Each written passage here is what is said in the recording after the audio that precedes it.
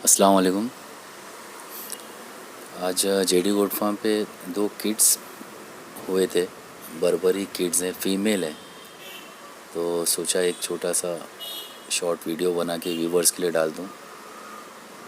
माशाल्लाह बहुत ही खूबसूरत किड्स हैं, अच्छे हेल्दी किड्स हुए और इनकी माँ भी माशाल्लाह ठीक ठाक है।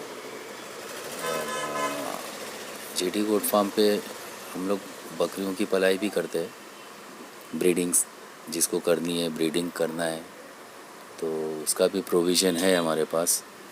तो जिसको भी बकरियां पालना है या ब्रीडिंग करनी है तो वो कांटेक्ट कर सकता है इमरान भाई से। इमरान भाई का नंबर है 9820473058।